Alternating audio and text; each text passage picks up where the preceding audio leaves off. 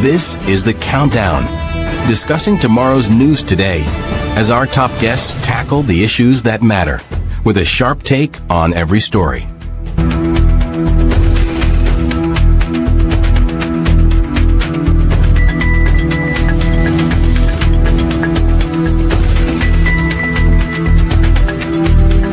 And now, here are your hosts, Andrew Weeks and Onyx Duncan.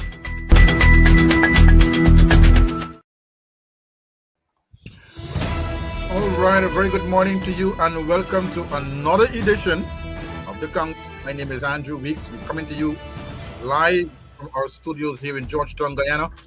We have with us the leader of the Alliance for Change, and he is in the green room right now. Onyx Duncan, my co-host, is also with me. Onyx, good morning. Good morning to you, Andrew, and good morning to Guyana. I hope that you're having a blessed Sunday this morning. Oh, it is the 8th of June already. We have a few months before general and regional elections, and things seem to be, what can I say? Wobbling over. We're getting surprises and surprises after surprises. The Attorney General want to become the legal advisor to the GCOM, and still want to become the Attorney General advising the government. I mean, what's this? I mean, only in Guyana, Andrew. I mean, come on. You see conflict of interest right there, but then again, these people they don't care about anything. I've constantly said this, that the PVPC government is so barefaced, they would do that and they wouldn't even think about it. They won't think twice about it. They would just say that it's normal for them. Plus, they went to Parliament and passed a bill to differential, to demarcate the region of Region 4. East Bank, East Coast, Georgetown Central. They're trying all sorts of things. All sorts. But the results will still be the same. Exactly. Out with the PVP. Out with the PVP. Look what Adriana. Look what they did to Adriana and her family. Yeah. Look what they did. They had to have Hakeem Jeffries come out and say we need a thorough investigation on this matter.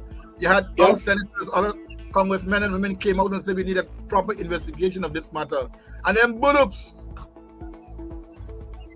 4 more wanted by the FBI, by the American for drug trafficking. Including superintendents. Officer. The former commander of Region 1. A sitting police officer. Yeah. The former commander. I don't know. Anyhow. I think the U.S. has lost complete trust in the Guyana police force as it is right now. And there's no coming back from that after what has happened with this PVPC administration. I think they're taking note of it. And once they're taking note, they know that they can't go back there come 2025, September 1st. I think they also lost complete trust in the government of Guyana. Yeah, definitely. Complete trust in the whole system, because if the ambassador of the United States of America in Guyana said, we are willing to help as long as the government say we need help. Yeah. Nothing. Not go on. Anyhow, we have the leader of the Alliance for Change in the green room, and we're going to ask him to unpack some of these things that we've been seeing in the press. People are calling for a coalition. Then they want a coalition, and then they say they want that the AFC want 55%, and then you're hearing this, and then you're hearing that, and then you're hearing that kind of story. Oh Lord, what more? How much more can we take? Andrew, but before you bring in the lead, I think it's very important that I note as a member of the National Executive of the Alliance for Change that the AFC is ready. We are ready since before election was called September 1st, that we are ready to move on into government, because we have started our campaign, and we had a very successful campaign last Saturday there in Paradise, and it was really interesting to see a lot of people coming out and see a lot of young people even coming and share their thoughts and ideas. We did a walk around in Paradise, and we're planning to do so much more campaign. We have about eight weekends to go, but the work has already started. So the grounding session would have been started since last year, but we're ready. We're ready for elections September 1st. We are ready indeed. you know. So let's bring in the leader, Nigel Hughes, in his Sunday best, casually. I want to say that casual Sunday best. And you put him in the middle, please. Mr. Leader, good morning. Yeah, the Good. center of attention, right? Good morning, Andrew. Good morning, Onex. Always a Good pleasure morning, to Nathan. be in your Mr. program. Leader, good morning to you and your family and to all the members of the AFC. We are in it to win it. And I Indeed. know Indeed. that the public, the voters out there are very concerned about this whole coalition. Let's put this whole coalition matter to rest. Because a lot of people are asking, is there going to be a coalition? Is there going to be an APNU AFC? Is there going to be a T Mohammed and an Alliance for Change? Is there going to be a T Mohammed and a Nigel Hughes coalition? Let us put this whole thing to rest, sir. Finally, what is your thoughts on all these things that have been happening in the press and in the public domain pertaining to your candidacy and pertaining to alliances for a coalition within or among the AFC and its partners? What are your thoughts? Okay, so thank you again for having me on the program. Andrew, in relation to coalition, as you know, we entered into an MOU with the People's National Congress, APNU, which set out a period for us to discuss and explore the possibility of coalition. That period expired on the 31st of March, but before the expiration date of the MOU, I publicly said, and I repeat now, that the Alliance for Change's position is its leader and its leadership is prepared to step aside for a consensus candidate that will bring together all the political parties in a manner in which we have a real chance of winning. That remains our position if we identify a consensus candidate. At the time when I was asked that question, somewhere around the 29th, 30th of March, I indicated that they asked for a suggestion. I said, Mr. Campbell, but there's several people in Guyana who would fit that bill. Unfortunately, we didn't by that date arrive at a position that was acceptable to both. The door continued to be open.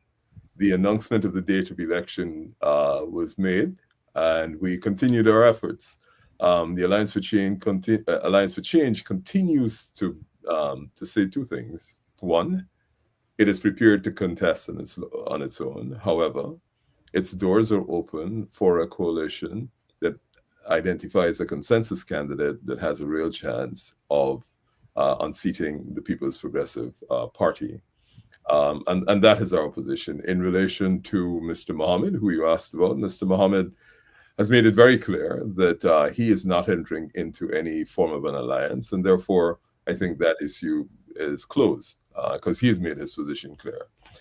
We have also been engaged in discussions with prominent national figures and people who have the interest of Guyana at heart and have had a history of speaking out about matters that are important to Guyana and about the future of Guyana.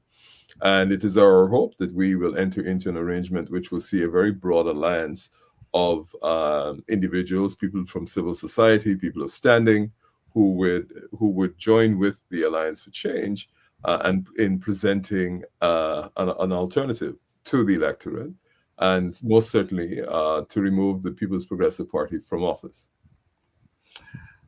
Onyx, the mic is off. Sorry. Given that nominations day is soon approaching, I know that you would have mentioned that you're still in talks with persons of national that has the ability to come to the forefront and lead Guyana. How effective is those talks currently in regards to another deadline upon us? Oh, I think long before the nomination day, we will certainly, we will definitely arrive at the arrangement with those who want to come on board in a broad alliance. So I fully appreciate, and I think the party fully appreciates that July is fast approaching with nomination day, and I'm confident that before then we will announce what our broad alliance looks like. Great. All right. Um, Oh, go ahead. What? Next. Question. I know that we really want to put the talk about coalition behind us. I just want to know from you, what is it that differentiates the Alliance for Change from other political rivals, other political party contesting these elections September 1st? I mean, in terms of policy? Policy, correct. Oh yeah, our manifesto. I mean, I can give you aspects of Or it. action plan. Let me correct you there. Going forward, yeah. Clearly, we'll have a superior plan for the future of the country. I can go through, for example, education is going to be one of the cornerstones of that action plan. And just to give you an example, it's one of the areas that I feel quite strongly on. We just want to look at some data which we have to address as a priority. World Bank reports say that, look, 20% of our children are in extreme food poverty. And that report came out after the commercial production of oil had started. They say 40% of our children are in food poverty. And we know that 1 in 2, 48% of our children is dropping out of high school. Now, you can't really absorb and study if you're not well fed. You can't be in food poverty and really hope to have a real chance going through the school system. So we want to eliminate that food poverty, both the extreme and the food poverty, within a year or less of getting into office. Secondly, more importantly, if we're losing 1 in 2 people who enter secondary school and they're not being given a second chance now, we are going to set up what's called the National Skills Academy, which will allow, it will be a 9-month course. You will be trained in skills that are relevant for a modern Guyana economy, everything from oil and gas, logistics, scaffolding, all the new areas that require skills for the new economy. You will get certified at the end of the 9 months. We will give you the tools in the areas in which you have qualified and matriculated, so that we not only will teach you to fish, but we will give you the fishing rod. So if, for example, you after 9 months, you have got certified in scaffolding, which is very important for the offshore industry, we will also give you your toolkit, the harnesses and other things that are necessary, so that you can, one, either start your own business to provide services to the oil and gas industry, you'll have the certification, or 2, you are certified, qualified to be employed in that industry. What we know is that a lot of people don't necessarily have the natural ability to run businesses. So we will also set up for them financial advisors that will help them create the business plan and also create the plan to monitor the conduct of their business. So if it runs into difficulty, they would be able to assist and provide assistance to them. Now, for the regions, for Region 1, we are going to reestablish the palm oil processing plant at Wanu, given that there's a burgeoning global demand for palm oil. 2, we will develop and support the non-traditional crops like root crops, local and regional exports, particularly aimed at the CARICOM market. In Region 1, we will establish a fast ferry from Georgetown to Mabaruma to Port Kaituma, similar to those fast ferry vessels that you've seen in Trinidad and Tobago. We will upgrade the Mabaruma wharf facilities for export to the Caribbean. We will put down a gravel road between Mabaruma, Port Kaituma, Matthews Ridge, Buckhall, and Supanam. And that will connect with the road to Baramita. So you'll be linking Mabaruma to all the main population centers. In Region 2, we're going to actually upgrade the Supanam stelling to a commercial stelling. So it will have the ability to move commercial goods on a large scale. We will increase the agricultural production in Region 2. We will improve the drainage, and we will establish international port facilities at Charities so that we can get all the rice and the coconuts to the Caribbean. In Region 3, we will upgrade the Parika stelling, and we will also upgrade the Vredenhoek stelling. This is to allow, again, commercial traffic for the road from Goshen to Parika will be paved, and we will have a roll-on, roll-off ferry between Goshen and Bartica. So literally, you will be able to drive from Georgetown to Bartica. You'll drive to Parika, go down to Goshen, get on the roll-on, roll-off ferry, and you're in Bartica. Region 4, our largest region. We will establish an urban transport center in Durban Park. So that will be a center where all the transportation that comes from all the regions, that's where it is. So if you were traveling from Corriverton and you wanted to get to Bartica, that hub would be in Durban Park. And what would then happen is that you would just take a bus from Durban Park that takes you all the way to Bartica, if that's where you were going. We will have a major reform of urban transport. So all the feeder buses will then leave Durban Park, and whether you're going to South, whether you're going down to Stabroek, whether you're going up to Kitty, that Durban Park will be the hub. Like a Trinidad City Gate, if you want to call it that. City Right? Gate, yeah, that's correct. Jamaica has the same thing with the Harvard Tree. Yep. So we're also going to massively improve the port at Stabroek Market, and we're going to upgrade that water taxi facility. So it's going to become state-of-the-art, modern, and that entire area behind Stabroek Market will be improved. We will introduce and establish light rail between Diamond and Durban Park. So it won't only be the buses that are coming. We will have light rail running from Diamond to Durban Park, and we will also have light rail and rapid bus transit between Mahika and Durban Park. So in addition to the existing minibuses, we're putting light rail that will run from Diamond to Durban Park, which is going to be the urban transportation hub. And similarly, we'll do it from Mahika to Durban Park.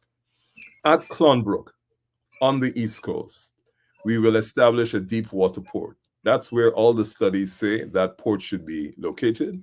And we will establish a deep water port at Clonbrook. That has many uses, including commercial traffic coming from northern Brazil.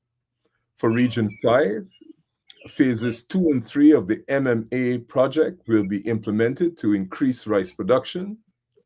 And in Region 6, the Upper Kanji Reservoir scheme to increase rice production will be open. We'll open up 1 million acres for agricultural development between Corriverton and Oriala, similar to the scale that is there right now in MMA. These are studies that have been done since the 1960s. So this is nothing new, and we don't necessarily need to be delayed by new studies. We will just upgrade the existing studies. We will develop Ibini and Kimbia as major agricultural centers for soya and corn production.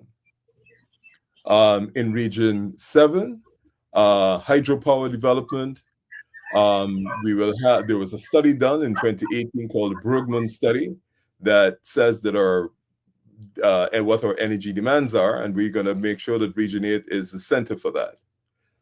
We will have commercial agriculture in Region 8 in the Pacaraima villages. That's Pacaraima, Keto, Kurukubaru.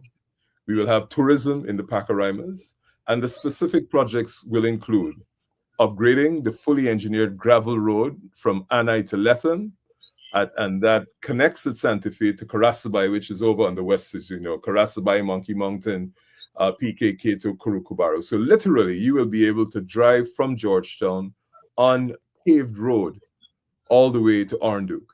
So you drive, you cross the paved road at Purupukari. When you get to Karasabai, you turn west, head up to Monkey Mountain, PK, Keto, Kurukubaru, and Arnduke. And we will set up an agriculture research station for the Ministry of Agriculture at Pirara. In Region 9, major logistics hub for that road from Brazil that will come all the way to that deep water port at Clonbrook. fully activate the Lethem industrial area. We will establish and operationalize the Lethem free zone. Regional airport transport hub will be established at Lethem. We will set up an aerodrome there. We will also have the road upgrade from Fairview to Anai to Lethem, and it will become an inland transshipment transportation hub. So imagine a full aerodrome at Linden, at Lethem, sorry. And Region 10. Region 10 is one of those areas that we've earmarked for rail development. Region 10 is such a central part of the internal transportation systems in Ghana. If you've got going to Region 8, if you're going to Region 9, going to Region 7, you have to pass through Region 10. And we're going to make that the logistics center, particularly for mining. Linden already has a large airport. It was actually larger than Temeri before the expansion. And we are going to make sure that that now becomes fully operationalized, privatize the use of parts of it. Projects like Gayol Fuel Depot, which will make Gayol the center, huge tank farms at Linden, so that businesses that are operating in the interior don't actually have to come to Georgetown. There'll be a huge tank farm there. We will bridge the Essequibo at Kurupukari. You'll have a paved road that can actually take you, once you leave Linden, to Bartica. From Linden heading east, we will have, that's in the intermediate savannas, heading to Takama. We will establish large farms, and we will, of course, bridge the Berbice River at Takama, two-lane bridge similar to us at Wisma. And we will also, well, as you know, there's a new bridge coming to Linden. And that's just part of it.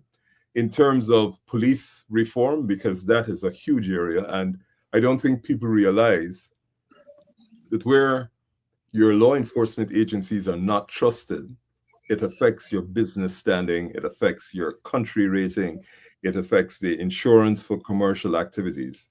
And there has been, for decades, absolutely no serious oversight of the Ghana Police Force. And we will be establishing a civilian-led police review authority with full powers of investigation, full powers of prosecution. They will have their own investigators. They will have the legal apparatus that will allow them to subpoena, acquire, maintain the integrity of documents, and prosecute persons in the Ghana Police Force who have transgressed the law. So those are just a few areas of it. In terms of education, of course, what is critical to education, apart from what I spoke about in terms of the National Skills Academy, is we have to make sure that our teachers are compensated at a level that is above the average increased salaries that we will give, because we are prioritizing education. What we are going to do in education as well is we're not going to, this effort that we spend in the breadth of having people sit 18, 20, 24 subjects, we are going to convert that into in-depth, relevant subjects that are needed for the future of development. So we are not going to encourage children to sit 24 subjects. We are going to make that a lot more focused and a lot more deep in terms of what happens. And I mean, there are lots of other exciting things. In oil and gas, for example, the Petroleum Commission will be established. And I think David announced the other day our 18-point plan for oil and gas. And as you know, I believe we're the only party so far that has said that the contract would be up for discussion and renegotiation. So we have a pretty comprehensive plan. And the last thing I do want to share with you is that we will also establish a modern city which has state-of-the-art transportation and other solutions. And it will be designed by professional people that we will hire who are familiar with city development and city planning.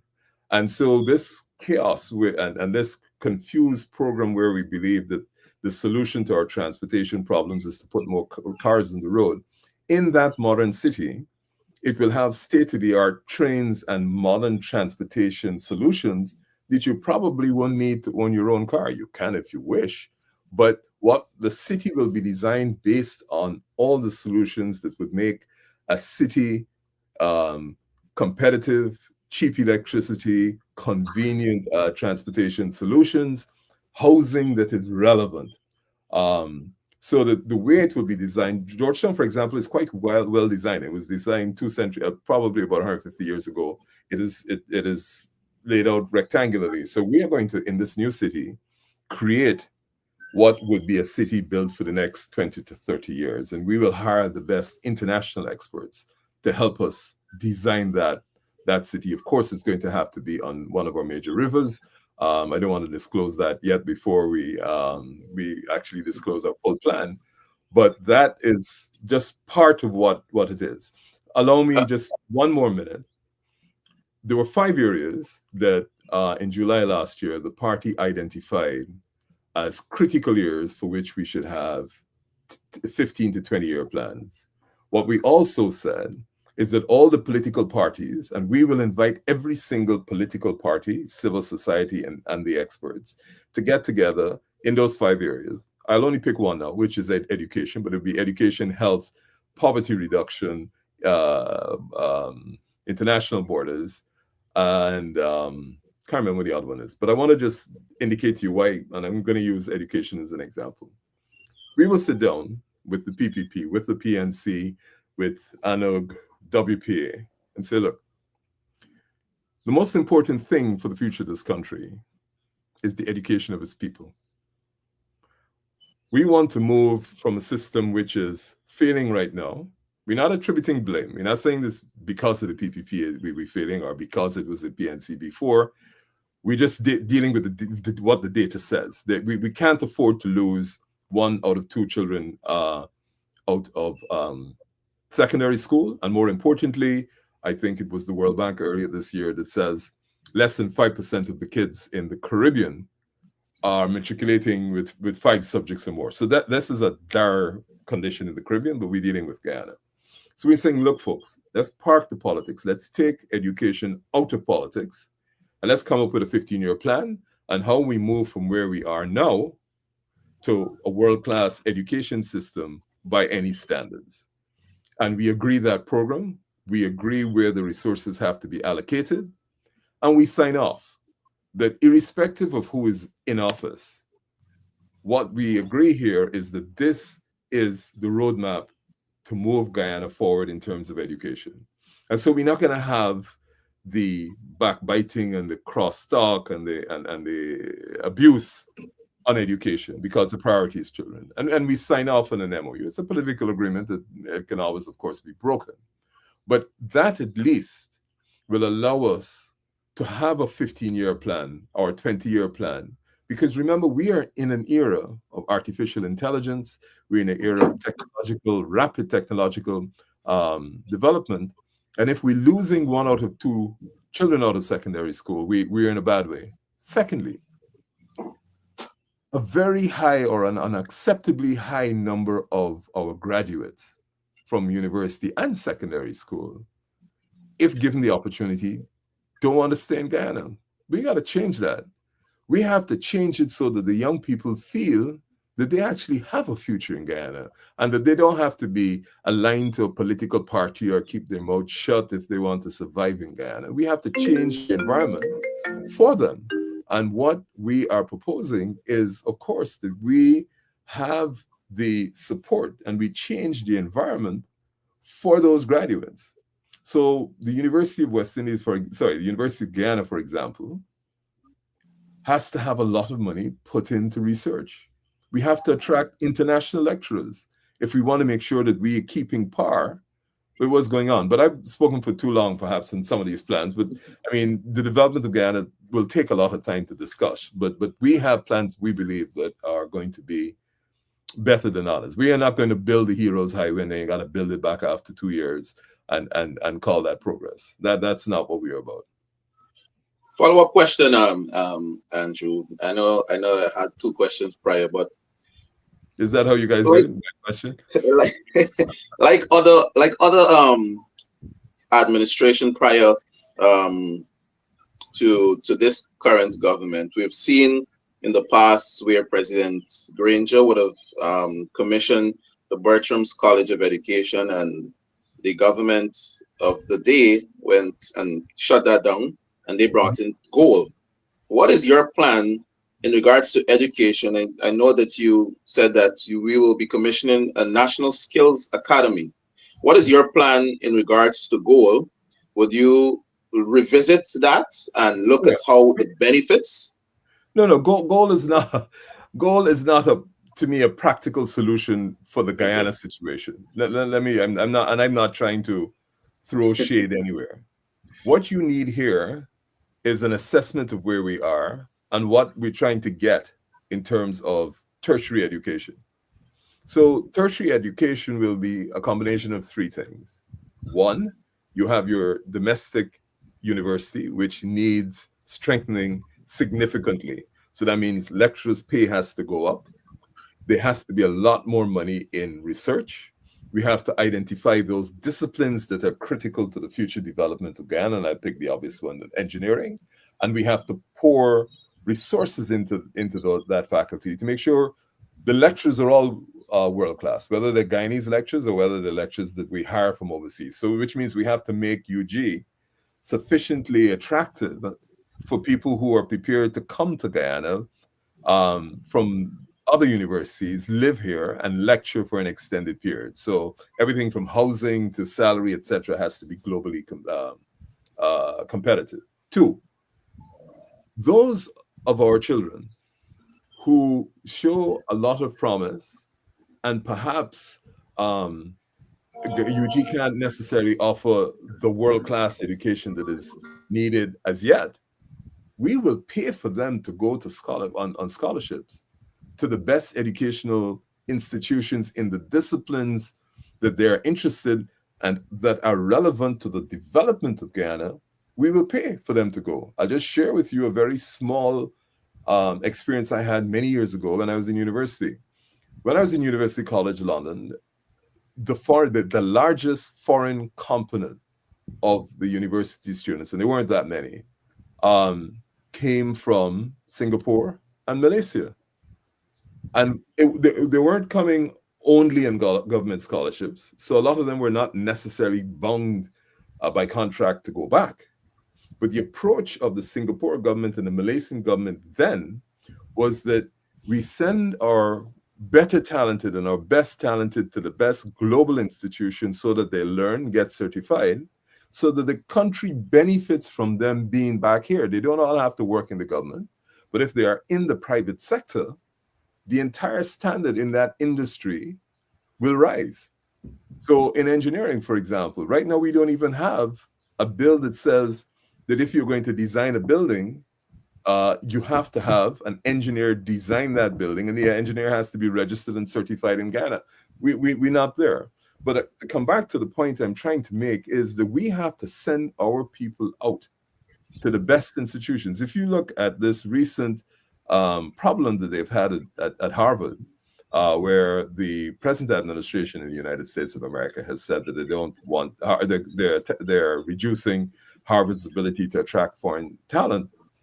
Most of those students who are there, or a significant percentage of them, the largest single cohort, is Chinese. China is now technologically competing with the United States because it continuously sent its people to the best universities available globally to get them trained. And then they had the research facilities to come back. Huawei, for example, didn't get to where it is overnight, but it took leadership. And at the end of the day, we will provide the leadership that will transform this country so that it becomes globally competitive. And it's not just another rich country that has found oil, but it's a rich country that is competitive in every single area that it has identified that is important to its future, particularly in the non-oil industry. Well, a lot to taking there. Nice promises, I like them. Common leader, you think they're more than promises here, Andrew? These are commitments. Exactly. These are commitments. And I understand the comrade leader thing, but I'm not a comrade nor a I leader. know, I know, So I know, I I am know. just, I am just, I, I'm just Nigel, my Nigel friend. Hughes. You prefer to be called a Nigel Hughes. Um, Mr. Hughes. Not even Um, the mister, just Nigel. okay, Nigel. All right. Okay, Nigel. Simple guy. No titles. Simple guy. Um, would you investigate gold? Um, Investigate in terms you mean of the Its you mean of operations, the its misappropriation operation, of funds? Okay, so function. here's the problem with Ghana, and the short answer to that is yes, but I also want us to be very weary about getting into a witch hunt or being perceived to get into a witch hunt. No, Yeah.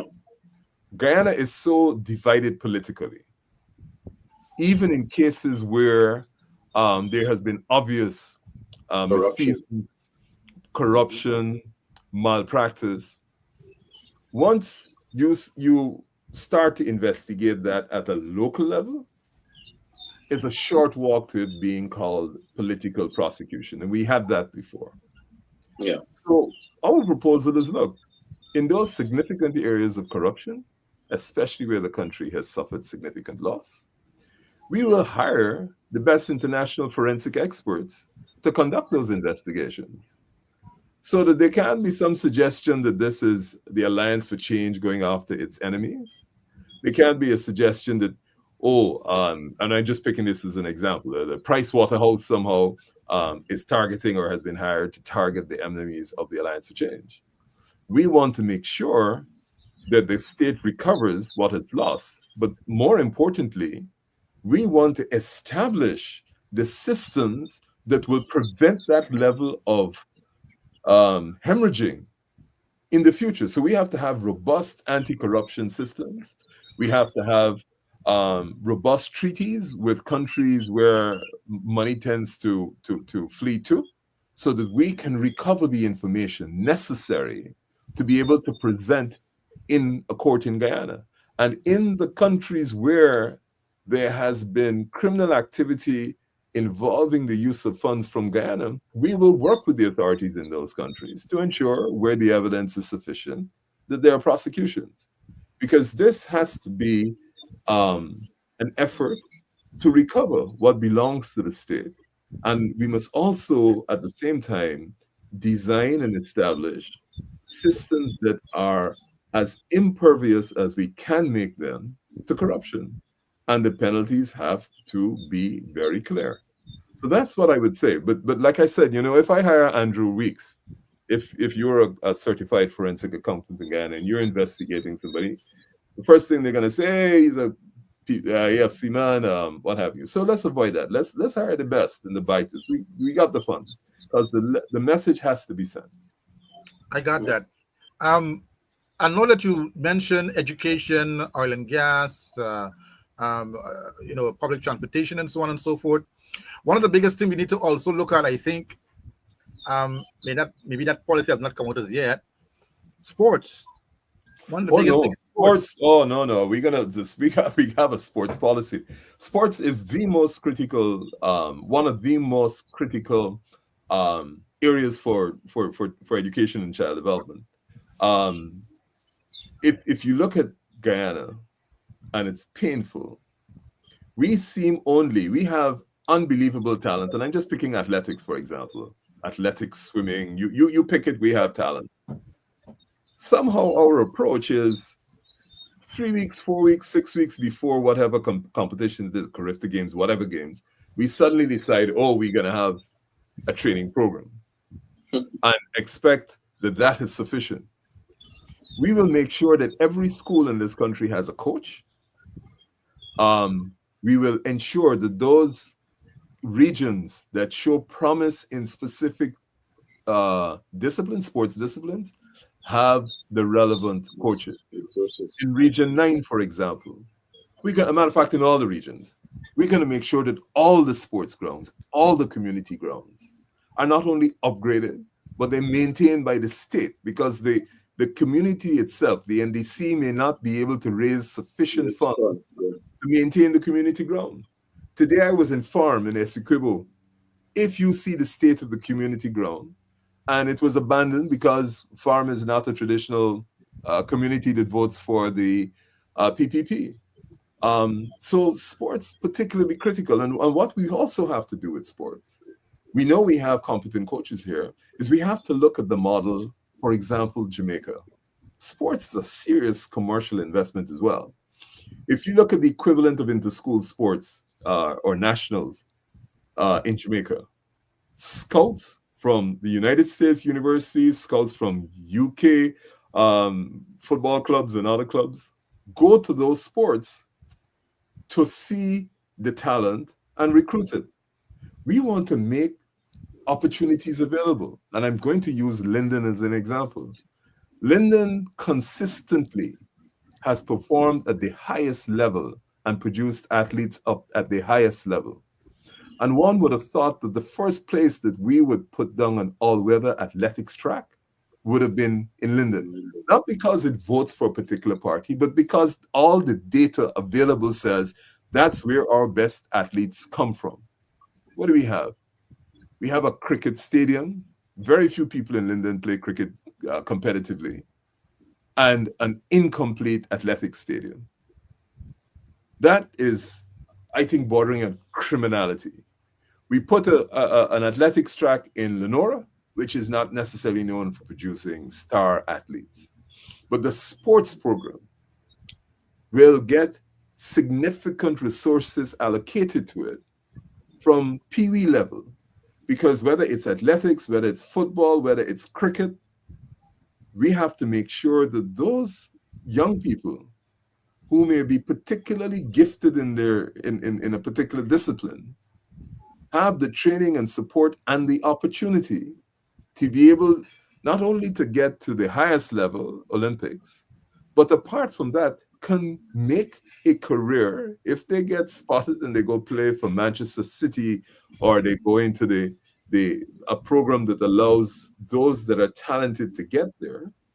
That's what we have to do, which means that, for example, in football, we have to have the competitions at the levels in which we have we work at international standards, we have international referees, we have all the support systems, and we have to put money into this 24 hours a day, 7 days a week, 365 days a year. Sports is not something that comes up because it's the season. Sports is something you have to do round the clock, and that requires heavy investment. And you can't, one of the big difficulties, and I say this from athletics, only because when I was much younger, much lighter, I was an athlete.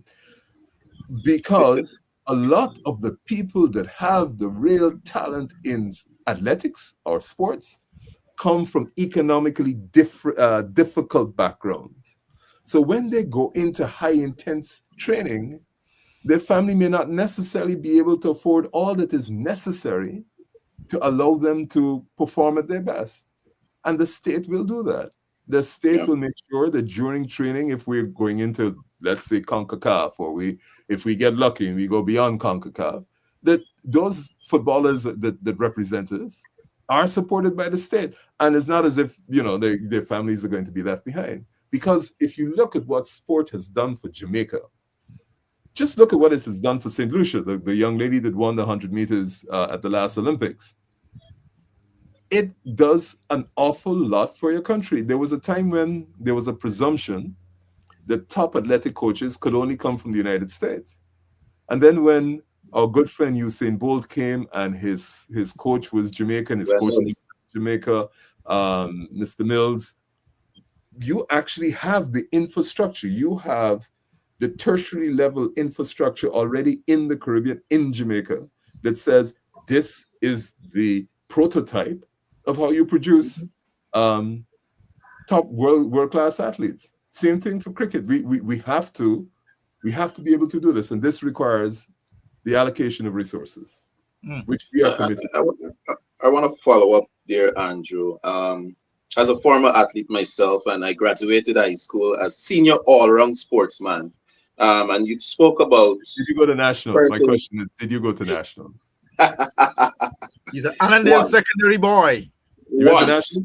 Yeah, correct. But because, and you spoke about persons who are very much inclined in the sports arena, come from a background that does not have good economic standing, I think it was best for me to, do away with sports, because I was in a training club, one of the best training club in Guyana, and I had to maintain myself, I had to work, and I had to do all of these different things. And you have a state, a country that does not support athletes to the highest level. We have athletes that are representing brands like. We don't support athletes. Athletes at all. At all. And I'm saying that because allow me this. Yeah. That you must have seen, especially out of Kokwani and those places, real talent. Mm-hmm. And the parents can't even afford to get them to Linden, to get them to Georgetown. Can't, and it's scary. Exactly. This real talent, they can't even afford to move them, let alone just regularly feed them outside of their home. And then what they would need as a constant diet, etc. That's a dream. Now that's a crime for me. That's a real crime. Yeah. But I just wanted to share that. Even in the interior to Nigel with the Ameranians and the football. Yeah. Oh my word. Yeah. And they produce some of the best footballers, huh? Oh. Yeah, exactly. And I want to say this because I had a conversation recently with Raw Tony, who's big on sports. Our recognition towards athletes, especially those who have made it on the big stage. We have athletes who represent brands like Adidas. We have an athlete from BV, a Baronian, who is playing in the major league, who played with the like of Lionel Messi. And we have this government and the tourism authority placing ambassadorship on cricketers mostly, and they're not seeking other fields in sports to provide those ambassadorship too. So I want to know, when you become president, how will you support our athletes in Guyana? Sure. Thanks for the opportunity. Long before we get to ambassadorship, at the starting stage, primary school, and I'm picking Kokwani because Kokwani has a history, for example, basketball and what have you. That school at that level, you see, it's not just, you don't come in at the secondary school and hope to produce genius athletes. You do, but the program will be fully funded literally from primary school. I have a nephew who lives in England, now senior secondary. When he was in primary school, he was a member of a football club, 6-7 years old, coach every Saturday, going to coaching, high level coaches. And you have to create and develop that pool. So our first commitment is at primary level at every school throughout this country.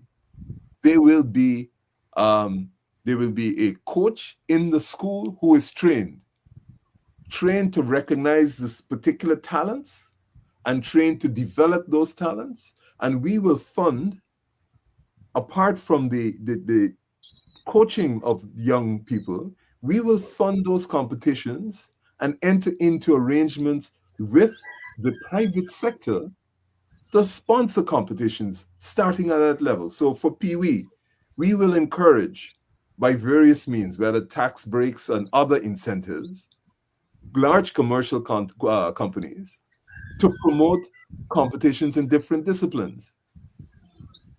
That is just at the start level. By the time you get from primary to secondary, you're at the stage where potentially with the right coaching and the right nutrition, you actually have a shot at being eligible to represent the country internationally at various levels, whether it's CARIFTA, whether ultimately at Olympics, whether at regional games. And again, with football, and I'm only using this as an example, it'll apply to cricket.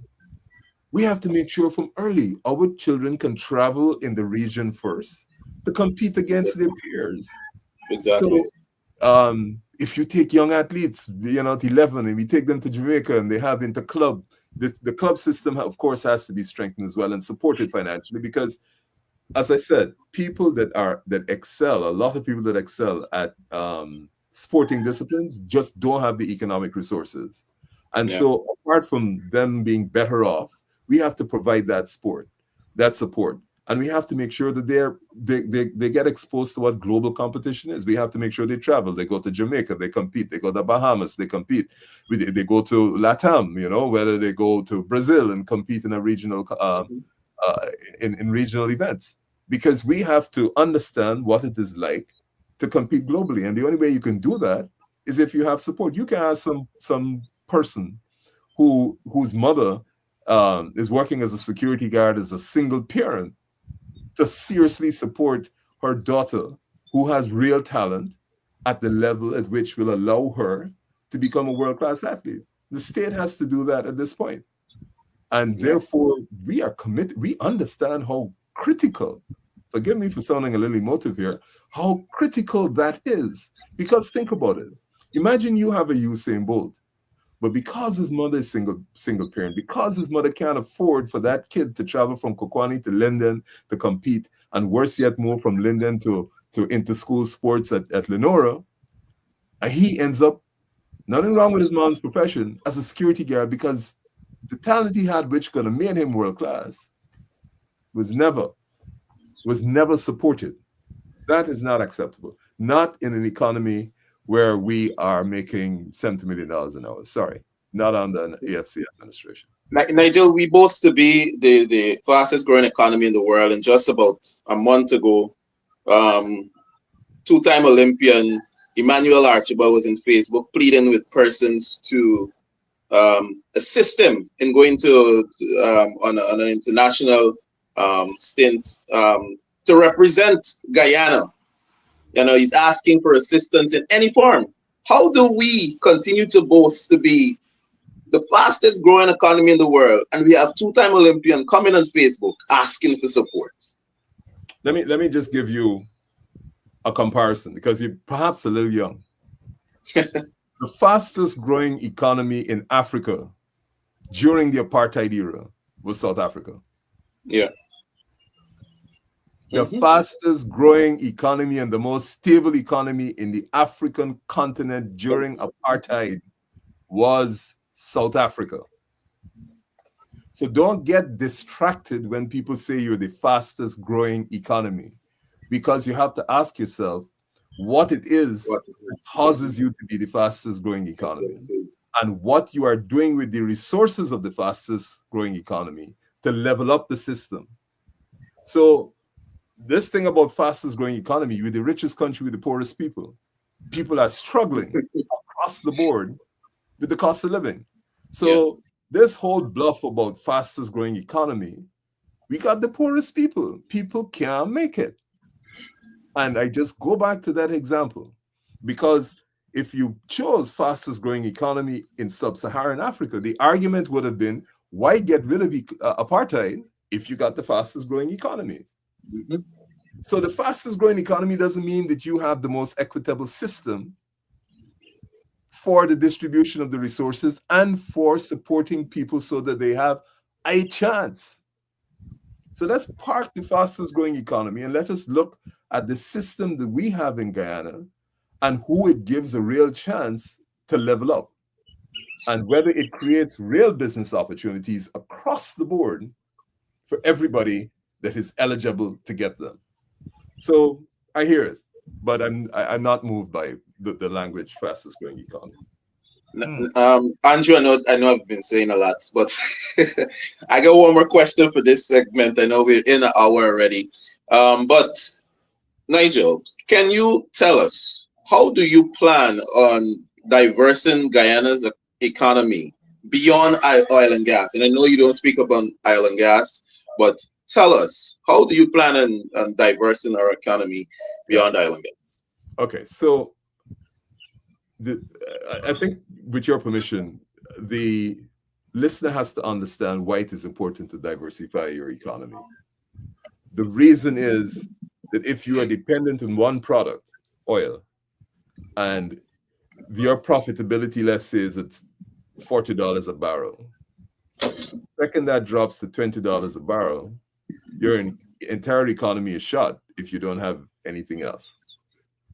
So the economy, the non-oil economy, it is absolutely critical.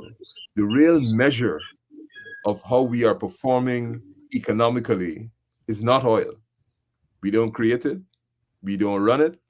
It was put there, and it's essentially run not by us.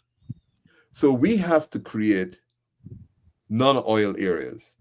So we've heard, and we continue to hear, which is correct, that the import bill in the Caribbean annually is something, I don't know, some ridiculous number, $32 billion a year.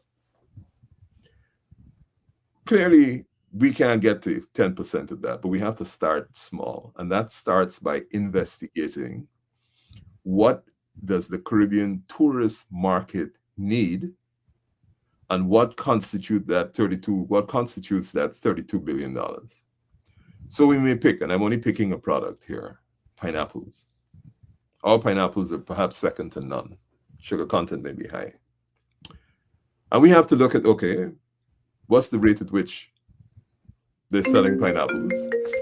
2, we have to look at what's the standard size? What does the market want for pineapples? What's the kind of look of the pineapple? What's the taste? You have to do that investigation. And what's the required shelf life? And then you have to work backwards. Okay, where's the best place for who has the best soil? I know canal number 1, canal number 2 to a less extent. And what do those farmers need to be able to produce the pineapples? Now, we can't expect the farmers to concentrate on producing high quality pineapples and still be responsible for marketing it. Can't happen. Not in Guyana at this stage, probably down the line. So the non-oil economy is particularly important.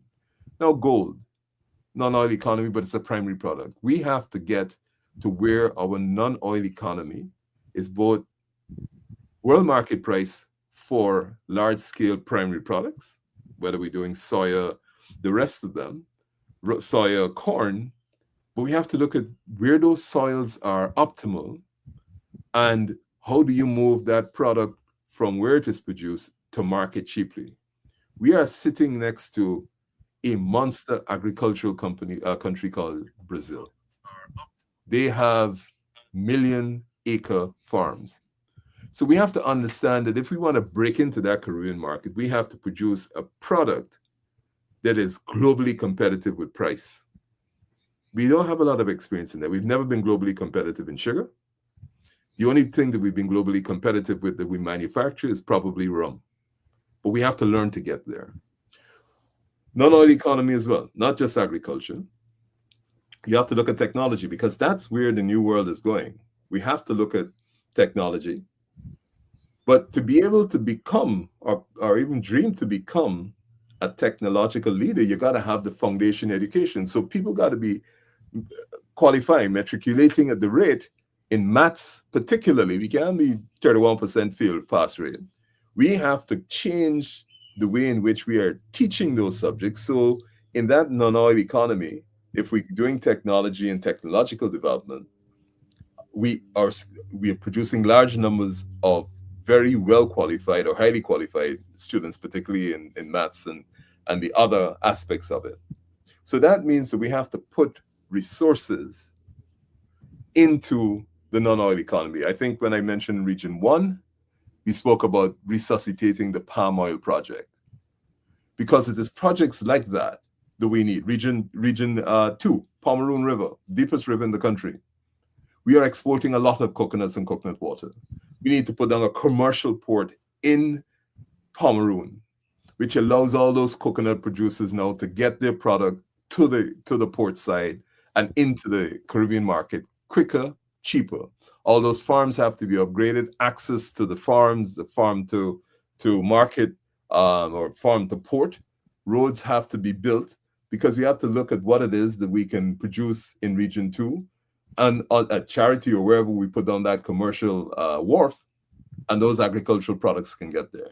In rice, we got to put a lot of time and research into improving the soil content.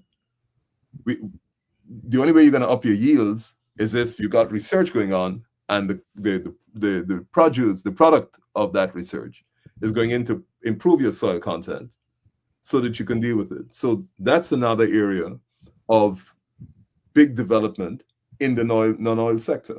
And we have a series of those. It will take a lot of time. I went through the 10 regions, but there are several of them, the plans that we have for that. Nigel, thanks for that. I see a lot of folks in the comment section is asking for coalition. We need a coalition. We need a coalition. I think you already. All I would say that is beyond me. It's not for me. I have said, Nigel Hughes, tomorrow morning, I am willing to walk away, find a consensus candidate. Carl Greenwich, whoever. Alliance for Change has always had Guyana as a priority. So this is not. I hear people saying that, but it's not. You're speaking to the wrong party. Thank you, sir.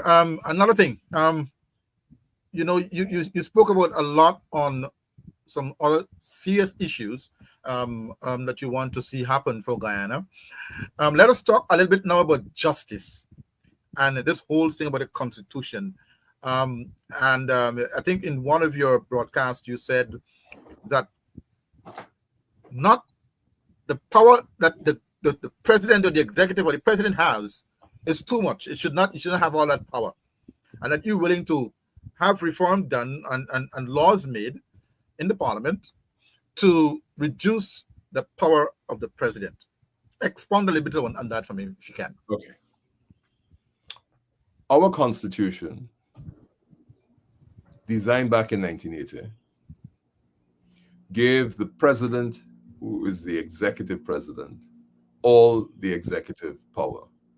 Not some, all of it. It also gave the president immunity from being sued while he's president. So you've really created a king or a queen or a god, because if they have all the executive power and you cannot prosecute them and they're not liable for what they do once they're president, then what check and balance do you have to restrain the president other than voting him and her out every 5 years? That position is complicated as a result of the CCJ decision arising out of our 2020 election difficulties, because the CCJ says that the only way a no-confidence vote will be successful is if all the members of parliament turn up and vote. So any party in office that is facing a no-confidence vote just has to ask one member. They probably wouldn't turn up at all. And you don't have anything looking like the possibility of a no-confidence vote. So really, we left the colonial era with the king and the queen and a prime minister who was responsible to the national parliament to put in our constitution a god, because he says, dear God, here is all the executive power and you're not liable for what you do. Second thing, the party that controls the legislature, once you get one seat more than everybody else combined, automatically gets the presidency. So you control both the executive, which is the executive government, and you control the legislature. And you have the situation you have now. You pass a budget and less than 2 months later, you want more money, you come back. It's a waste of time to debate, because you know what the result is going to be. There's no discussion going on here. So the first thing the Alliance for Change has said is that we are going to immediately, upon ascending office, slash the executive powers and reduce the immunities of the president. 2, we will make it immediately possible, if the other parties are prepared to support that, to have post-electoral alliances, post-electoral coalitions, like you have in Suriname. So you get 6 parties coming together, they get the majority. Our system is so ridiculous that if one party gets 40% and all the other parties get 20 or whatever, the party that gets 40% gets 100% of the power. And all this foolishness about consultation and Article 13, since the People's Progressive Party got into office, have you heard them call Mr. Norton, other than when they're dealing with the Chancellor, to consult, to find out what his people think? No, they say literally, we get a new road. That's progress. We give you a new hospital. That's progress. And shut your mouth because you are not entitled to have any part in the discussion or in the decision-making process. That is what we have as a constitution that everybody wants to hold on to. It is as stark as that. So if I get elected with my 50.1%, if I adopt the PPP's approach, I don't need to talk to anybody else, which is ridiculous. And in a country that is as divided as our country is, how are you seriously hoping to progress at the rate that is acceptable when you don't consult? You just tell people, we have improved this for you, be thankful and shut up. The police force, sir, Mr. Hughes, the police force seems to be the biggest talk in the tongue right now. And by extension, discipline services, fire, prisons, the army, but particularly the police force. A lot of persons don't feel that they're getting justice from the police force, from the judicial system as well. Would you reconsider having a new police makeup with probably somebody? Absolutely. Many things are going to happen in the police force, in law enforcement. The entire force has to be revamped because it is not delivering on its mandate. So we have to have external people supported by internal people review and make immediate recommendations for the police force. The police force lacks leadership. And for a long time, it has been perceived as a tool of the government of the day. So we have to restructure that. 2, the impunity which the Guyana police force has. They could shoot and kill people, running a bedroom shooter in Boston at 4 o'clock in the morning. Adriana Young, senior officer, can tell people, your daughter gone with a man. When the young lady was in the hotel. We will set up a civilian-led police authority that will be fully empowered to investigate. It will have its own investigators. It will be fully empowered to prosecute. And it will be fully empowered to take any action that is necessary to make sure those errant police officers face the consequences of their actions. We're not going to leave this to the police to do. Every single commissioner of the Police Complaints Authority has complained that they get no support from the Guyana Police Force when they're investigating members of the Guyana Police Force. No support. Everyone. Mr. Ramlal, Chancellor Kennard, the late Chancellor Kennard, you pick them, every single one of them has said so. When they send for documents and information, they don't get it.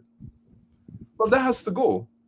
Clearly, you need an authority that has its own investigators, that can subpoena documents, can take those documents, and they will have their own prosecutors dedicated to it. What about justice? I mean, the justice system in terms of the makeup of this whole thing, because we know that we have you have 2 senior judges, the Chancellor of the Judiciary and the Chief Justice, still there as acting in their capacity. We had a lot of protests on this matter. You had the president of the CCJ came out and said that you need to fix this thing. It's not looking good in the eyes of justice. I think every president the CCJ has commented to Guyana that we have to sort this out. Our difficulty comes from the position that we have made the confirmation of the Chancellor and the Chief Justice a political act. It's just like senior counsel, it's a political act because the president got to decide. And if the president or the leader of the opposition cannot arrive at a decision, then those people are left acting after giving their entire professional lives to the service of the country at the level of the judiciary. That has to be revised. Now, how it has to be revised is really the question, because we ended up where we are because there is a perception that the people that get appointed to these positions have to have the approval of the politicians. And once you have a system especially in an ethnically divided country like Guyana, where the politicians decide or influence who heads the judiciary, you're in problems. Because the incentive is going to be, we want to have our man or our woman in that position. Now, the chancellor and the chief justice will only have one vote or one decision in any panel. Of course, they have control over the administration of the judicial system. But because Guyana is just so heavily malformed, for want of a better term, in everything, because politics pervades every living aspect of the society. If somebody got to go away in scholarship, it got to be a political decision. If somebody got to go away to represent the country, it got to be a political decision, which means we could only send people who we trust. You can't develop a country that way. You just cannot develop a country that way. So what I would say is that we have to devise a means outside of the political decision-making to identify the chancellor and the chief justice. And it may well be that we may want to vest this power in the Regional Judicial Service Commission of the CCJ. Because they are seeing the decisions that are coming up through the system. They are seeing the quality of work that is coming from the bench at the Court of Appeal level and at the High Court level, actually all the way through. And since they are determining who actually gets onto the Caribbean Court of Justice, I suspect that they should probably be reposed with the responsibility for deciding who should be confirmed as Chancellor and Chief Justice. Because we have demonstrated, we changed the Constitution in 2001, and since then, since Patricia Bernard, Desiree Bernard left, we have not had a confirmed Chancellor. Think about it. That's over 20 years. Which means that we, the Guyanese, are incapable. We have failed. Don't put it anywhere else. We have failed. It's not PAPP failed, PNC failed, WPA failed, AFC failed. Collectively as a country. Because civil society is part of the country. We have failed to actually agree on a chancellor, which means that we are incapable as a country, forget which political party, of arriving at a decision on consensus for the head of the judiciary. That's a sad indictment. Indeed. Indeed, a sad indictment as well. And two, sir, one of the biggest problem we have, and I don't know how you're going to deal with this. I don't know what you're going to do about this. I don't know what reform you would recommend for this body. GCOM.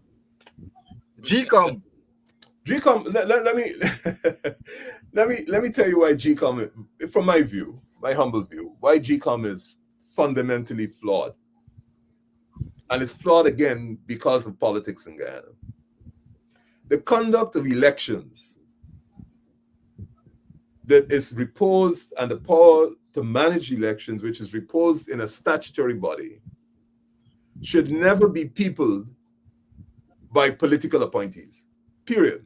Because if you have political appointees, they are going to feel that they're loyal to a particular political entity or political entities. So at a structural level, it is flawed. What you end up is 3 government commissioners, 3 opposition commissioners, and the opposition commissioners really come from one party, but that's secondary. And how are you hoping to have anything look like a credible election managed by these people? So what it does is it puts immense pressure on the chair. And what do you think will happen in a society like Guyana, fully divided all the way down? Everybody's going to try to put a chair that they could influence. And that is a recipe for disaster, because if you have politically nominated people as the key decision makers, 6 out of the 7 people are politically nominated, how you really hope to get anything looking like a credible election? In the rest of the Caribbean, they have citizens who are regarded as politically independent, or at least of such high professional standing that they wouldn't allow their reputations to be sullied by allegations, I ain't even gone to proof, by credible allegations of bias. Those people exist in the rest of the Caribbean. But Guyana is an all or nothing game. So you can't, you ain't gonna find them. Because if Mary Jones and Brian Singh, credible citizens of high standing with no interest, come forward, Mary Jones is African, oh God, she got to be interested in the PNC. Brian Singh is Indian. The assumption is he gonna be interested. His interest will be in the PPP. And where are we going? Where are we going? How are we leaving this in the hands of politically nominated people? We need to develop credible systems where we have professionals and we have transparent processes, biometrics, everything else that can independently verify the actions of the people who are hired. But we are only sowing, well, we're not sowing the seeds, we have already planted them. We are reaping the consequences of our foolish political approach to everything. And therefore, once we believe that politics is the solution to all our problems or any of our problems, we gonna have problems. Because politics in Ghana invariably, unfortunately, comes down to race. Onyx, you have any question? My only question right now is, given the fact that we have one of the most, I think, important issue on the plate of every Guyanese, and that is the border controversy. When you get into office, the first thing that you plan and do in regards to that border controversy, can you lay it out to us, Mr. Hughes? Okay. I don't believe in reinventing the wheel.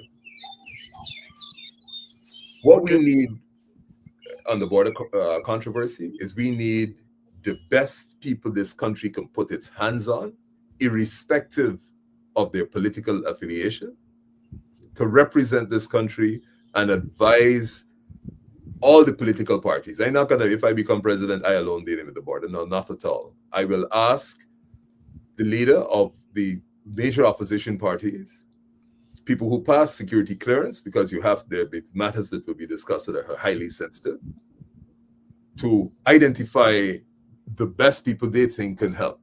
Of course, I can call some names now. Carl Greenwich. There's no way you can possibly deal with the border and not have Carl Greenwich as one of your primary people. Riyad Insanali. You have, I'm not familiar with who the current experts are on the border, but we have had a long, distinguished history in this country of outstanding people dealing with that.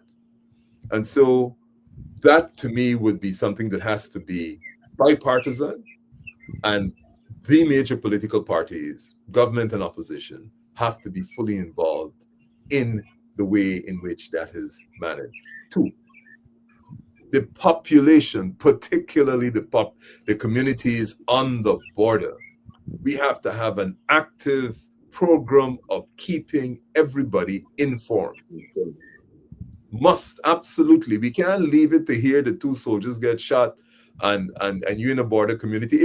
I'm sure you have gone to indigenous communities. Mm-hmm. When you go to those communities, they are remote. They are sitting ducks. Community of 400 people sitting down, one policeman, probably a rural constable, nothing looking like any military presence, sitting down in the middle of the most pristine, beautiful country, but they're not protected. So we have to find a way to make sure that we have some standard procedures, and key to this is intelligence and information. It's not just the ambassador sitting in Caracas. We need to have the best information. It's going to cost us for satellite, but we got to understand what's going on. In this day and age, we can't take the chance. And the border is too important to this country for me to believe that I am capable, or that we are capable of hiring all the experts. No, it'll have to come from across the board. Yeah. Because I know that you heard what Kamala Bissessar said pertaining to immigrants from Venezuela in our country, and this whole arms, talk between Venezuela and Maduro and all of that, and you sitting down in your own country trying to figure out, well, what's going on here, boy? What are we doing? What is your plan to deal with migration and immigrants and all of that? Those persons who are coming through our borders and in our country unchecked. How do we deal with it? How do we fix this? Okay, couple of things in that. We have to have an immigration policy, whether or not we had the border crisis, because you can't become the fastest growing economy and people not want to come and migrate to your country or come and stay in the country for less than legitimate reasons. So you have to have a migration policy, period. You can't be a country like Guyana where the population is minuscule and not have an immigration policy. So the immigration policy is not because you have the border issue. You have to have a border. You have to have an immigration policy. You have to make sure that your people get the opportunity to develop and participate in the economy before other people can come in and displace them. So immigration policy is absolutely necessary.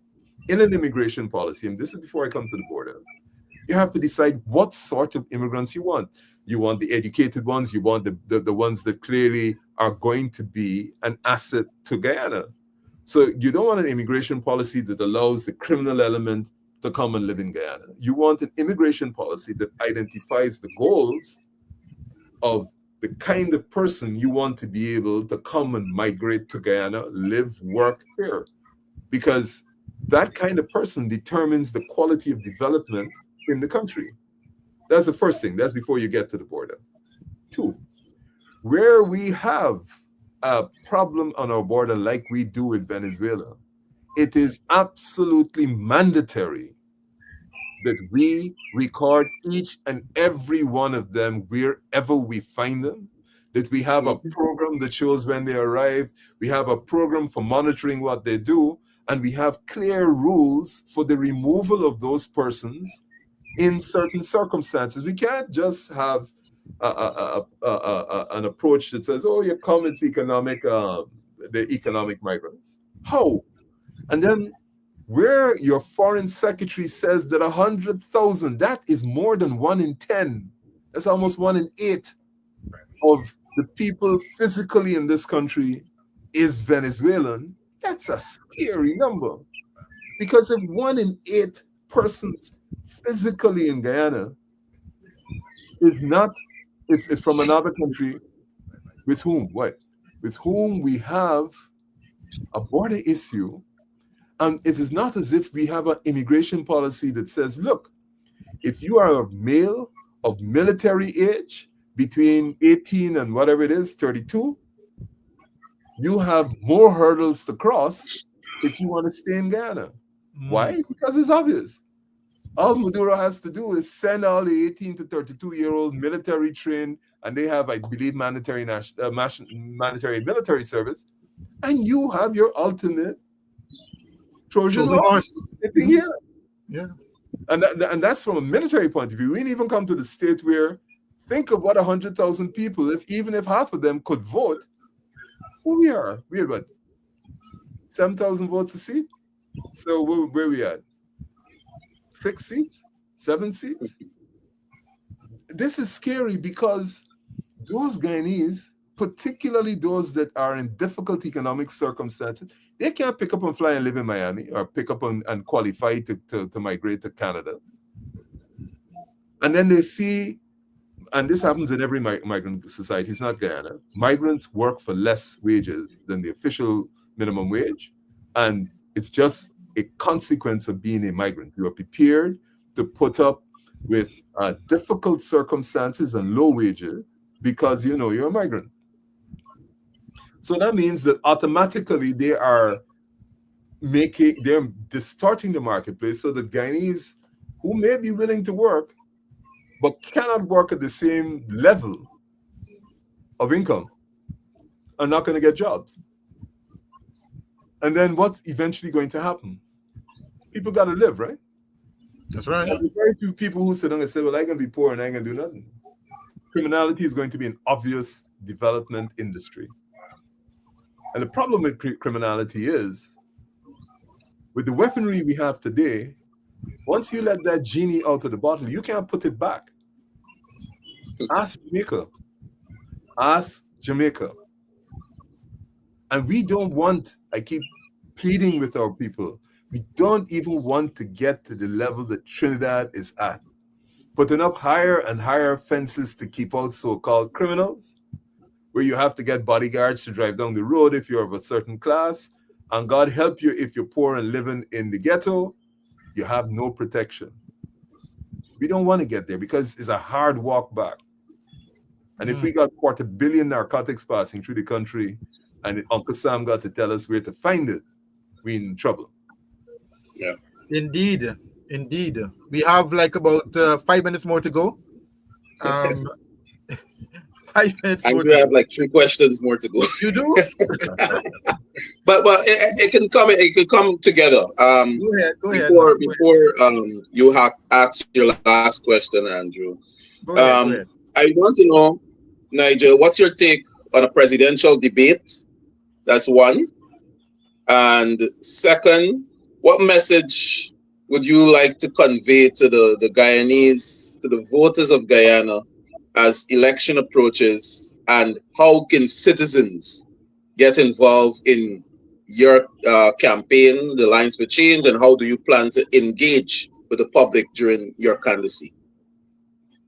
Right. So what was your first question? Presidential debates. Okay. I think Donald Trump proved one thing. Presidential debates have little impact on the voters.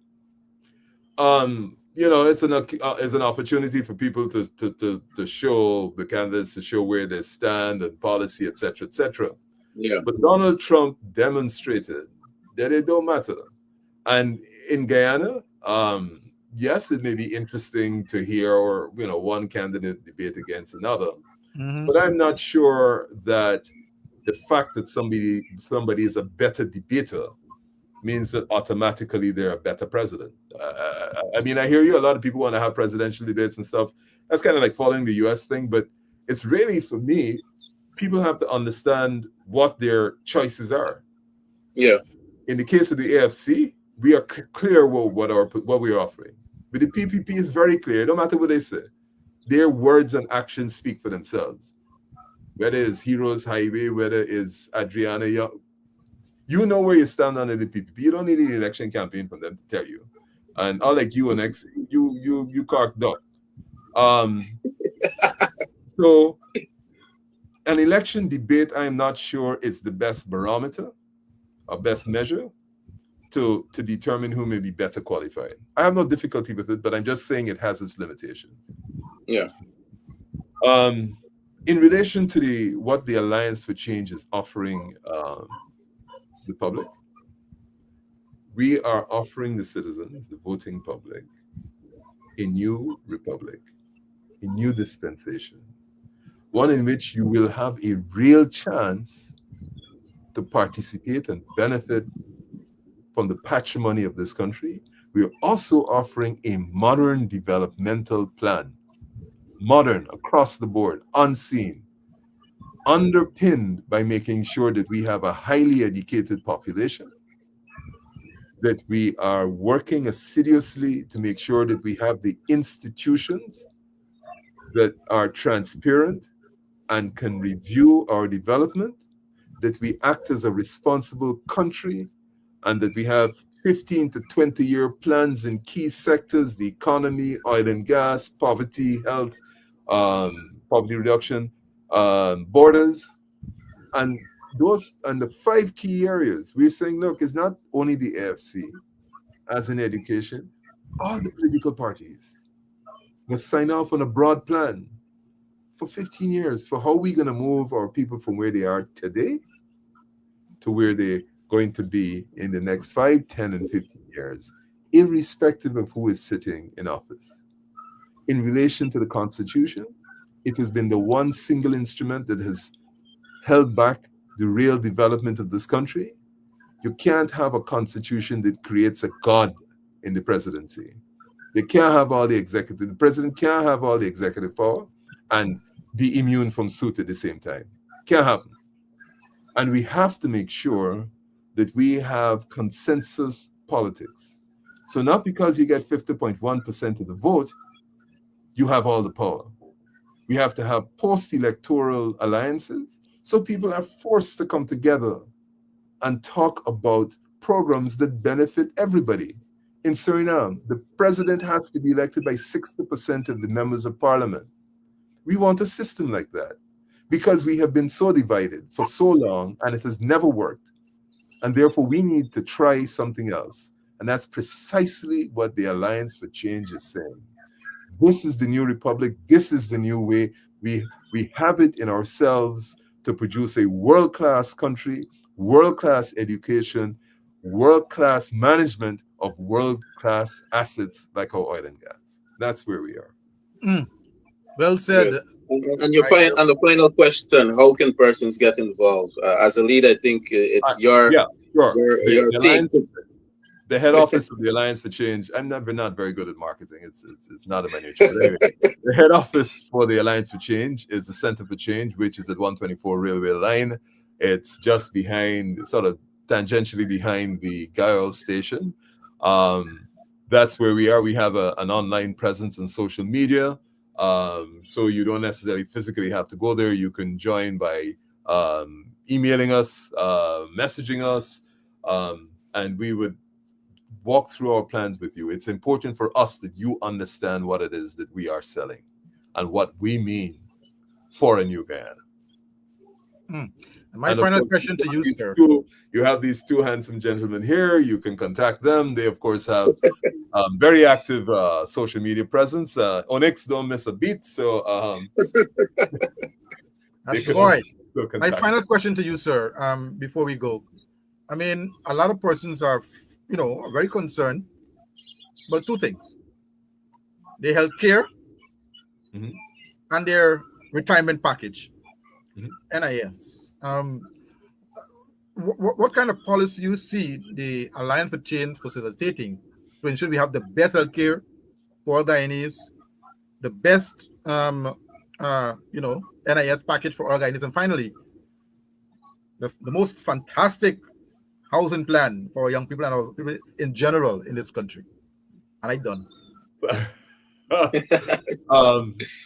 For healthcare, and particularly for old people, the pensioners, apart from increasing the pension to somewhere around 100,000 plus, we have to appreciate that the pensioners perhaps have paid the greatest price. They struggled in Guyana when things were hard, and so they are entitled to free healthcare for sure, free medication for sure, and the quality of the public health service has to be superior to that of any private institution, and that the funding available to treat those diseases, chronic and otherwise, that are prevalent in our society, that they are fully funded.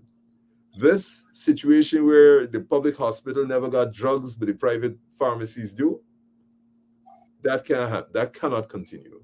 And therefore, the systems have to be put in place to ensure that the drugs that are sent to the public healthcare system are distributed and administered by them. And there will be stiff penalties. In relation to healthcare, apart from upgrading the several national hospitals that we plan to put down, we will also identify specialist hospitals in different regions of the country. So there is no concentration of the specialist hospitals in Georgetown. I want to say this: every single new hospital that we build will have a helipad and a heliport, because when we have to medevac emergency persons from our interior, whether they are indigenous people or whether they are people working in the interior, we must be able to get them to the hospital in the shortest possible period of time. And this thing about during the night, you mightn't be able to get a medevac flight, absolutely unacceptable. So we will have a healthcare system that is on par with the best. And that is our commitment. I probably can't remember your third question. Andrew. He's taken up. But Nigel, sorry, go ahead. No, it's social security. People Yeah. have to be socially secure. Yes. Without.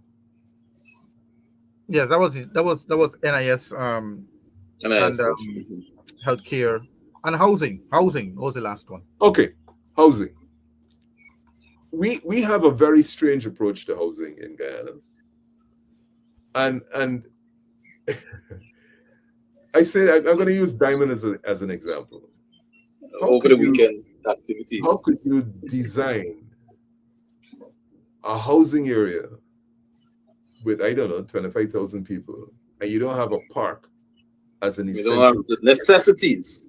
You don't have a park. I'm not talking about a football ground. I'm not talking about a cricket ground. There's no cricket ground there, but a park as part of the bare essentials for that kind of housing development.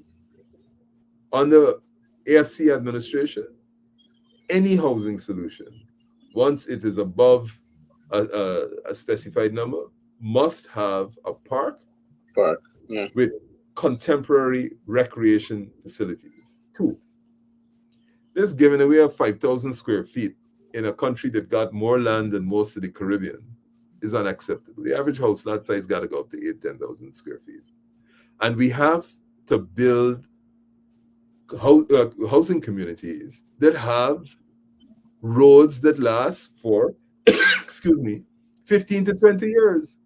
You can't just got your new brand fancy house, probably playing a loan on your car, and you got to go through some spectacular craters in gravel and mud to get home. No, when we build a community, it will be a fully functional, state-of-the-art, modern community with all the basic amenities, parks, ball fields, community centers that actually have high-speed internet, and that the students from the neighborhood can go to those community centers and do their homework and have access to state-of-the-art facilities that will allow them to excel. It will be a learning center in each community. It'll be air conditioned. They'll have access to the high-speed internet. There will be facilities for them to be able to do their homework, and they will be monitored by competent persons. That's how we begin to build a new community, and the community has to be interconnected. And we have to make sure that we maintain the standard across the community, so that you don't have we didn't even touch this, building codes, and you can't have a man in a residential area who suddenly decide he putting up a truck in business next door to you, and then all of a sudden they got a whole set of trucks park up in front of you. No, the zoning is going to be very rigidly enforced. Residential areas will be residential areas. You're setting up no hairdressing salon no, they're residential. If you say they're residential, they will be residential. And if you feel that you somehow can get planning permission and whatever it is you are doing, you think you might be able to get around the system, no. It's not going to happen. It's definitely not going to happen. Not going to happen. Not going to happen. All right. You talk about a residential, like past in Atlantic, in what you call there, Bel Air. That's right by Legacy. And I saw Chinese going up in that area. A Chinese supermarket. So I'm like, okay.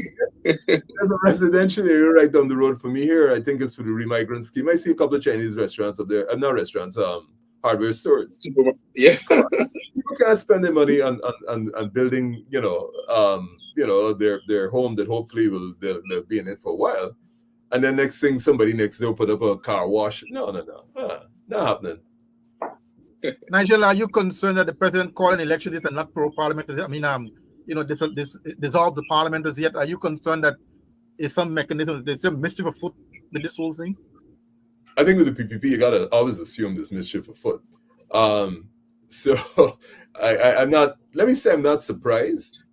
I think perhaps it's bait. The PPP probably baiting the opposition to go to court so that the elections can get postponed, and they say, "See, the opposition is ready." the PPP breaches the laws of this country with impunity, and they expect you to take them to court for everything. This is just, for me, kind of typical of the way that they would deal with the issues. I mean, right now, I think at the start of your program, I heard you speaking with Onyx. You actually have a candidate advising GCOM. Oh, yes. The general is a candidate. However you dress it up, he's a candidate. How could you have, it's like asking me, Nigel Hughes, to become GCOM's lawyer. Seriously? I mean, how could you have a candidate advising GCOM on how to apply the law? He's already said, look, if the opposition people walk out, you go ahead, you ain't got to pay attention to them. Says Claudette and the 3 PPP people going to run the elections. We can't be serious. I mean, we can't be serious as a country. Seriously? And that's a problem. That's a serious problem. All right. That's Nigel Hughes Day for you this morning, ladies and gentlemen. It was a great show.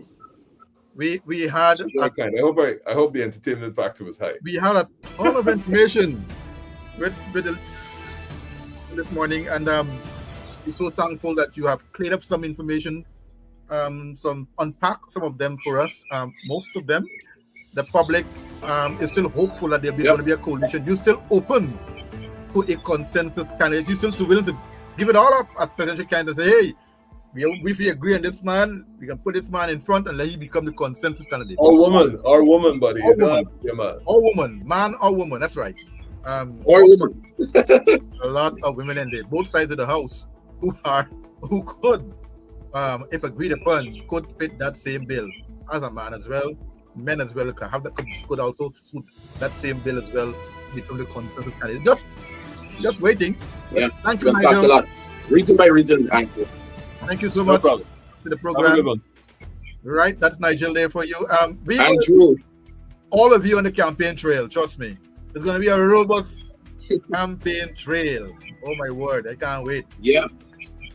Andrew, coming up at 12 though, we have Nation Watch. Marvin Williams with Assistant Commissioner retired Paul Slow, and Mr. Dexter Todd, attorney at law. That's gonna be a real good show. Another one. Oh my! Wow! You gotta log in for that one, boy. Exactly. So thank you all. Stay tuned. The Nation Watch is coming up at 12, and we hope to see you join that broadcast and give your support to them as well. That's our program this morning. Oh, we have over an hour and a half here. Yep. Leader Line for Change, and we had so much to make news for the coming weeks. I particularly liked when he unpacked region by region. That was really interesting and really educational, so that people can understand what is going to happen in different regions going forward. All right, we gotta go. See you back here next Sunday for another edition of the Countdown. My name is Andrew. Goodbye. Have a great afternoon. It's a bit